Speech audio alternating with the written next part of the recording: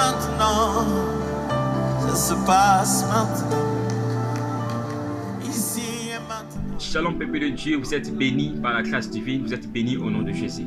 Toujours dans les mêmes Kixis, nous parlons, c'est la piété partie 3 qui est le résultat de la piété. Dans notre troisième partie, nous parlons sur le résultat de la piété. 1 Timothée chapitre 4, le verset 7 à 8. Dans le verset 7, la Bible nous dit « Repousse les contes profanes et abstinent ». Alors, que veut dire repousse les contes profanes et abstinent? Cela veut dire repousse-toi ou sépare-toi des choses inutiles. Les choses inutiles sont des contes profanes, des choses inutiles qui ne sont pas à la logique, des choses qui ne sont pas à la logique, des choses qui peuvent te détruire ou bien qui peuvent détruire ta destinée. Alors lorsqu'il vient nous dire repousse les contes profanes et abstinent, c'est-à-dire repousse toute chose qui peut t'amener à la distraction pour ne pas accomplir ta destinée. Dans les versets où tu vient nous dire exerce-toi à la piété, car l'exercice corporel est utile à peu de choses. Exerce-toi à la piété, car l'exercice corporel est utile à peu de choses. Tandis que la piété est utile à tout. Alors lorsque la Bible nous dit que l'exercice corporel est utile à peu de choses, cela veut dire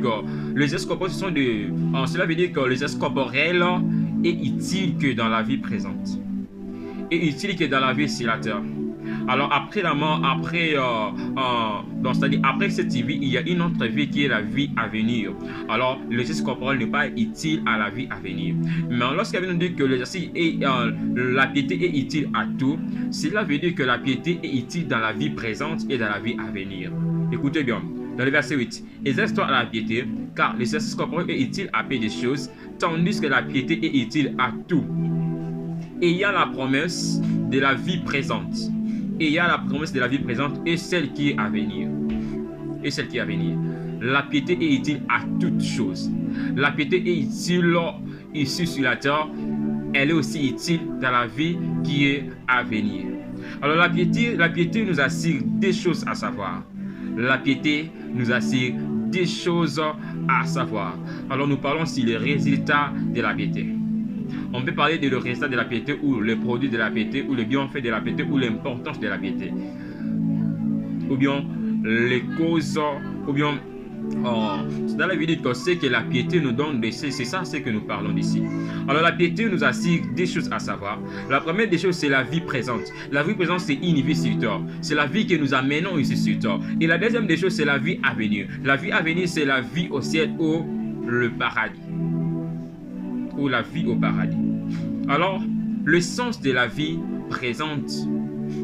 C'est quoi le sens de la vie présente dans notre contexte? Que comprenons-nous par la vie présente?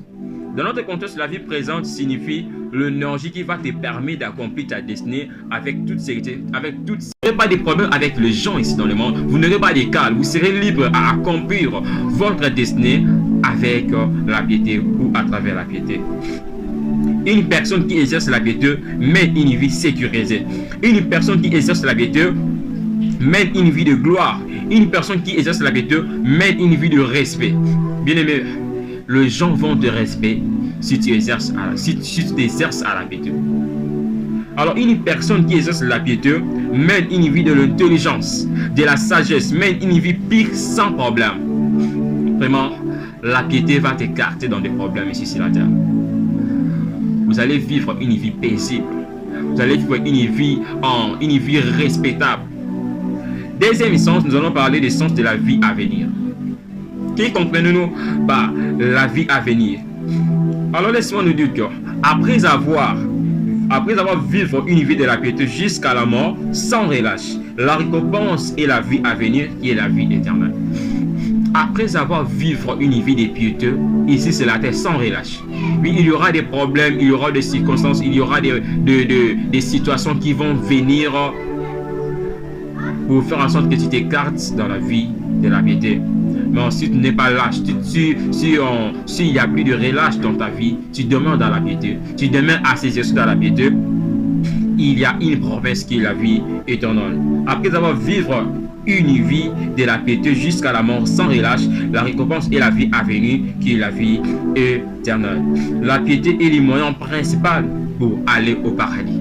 la piété est le moyen principal pour aller au paradis. Apocalypse 21, le verset 7 et le verset 8. Dans le verset 7, il vient nous dire, celui qui vaincra héritera ces choses. Je serai son Dieu et il sera mon fils. Dans le verset 8, il vient nous dire, mais pour le lâche, les incrédules, les abominables, le métrier, les impudiques, les achanteurs, les idolâtres et tous les menteurs, leur part sera dans le temps ardent de feu et de soufre, ce qui est la seconde mort.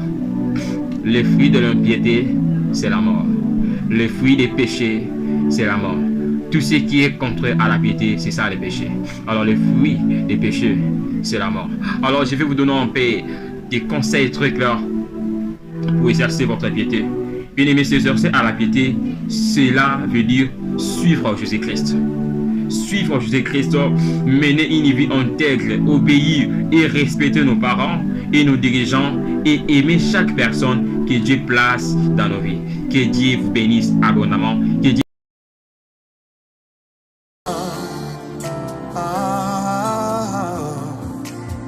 Yeshua, Hamashiach.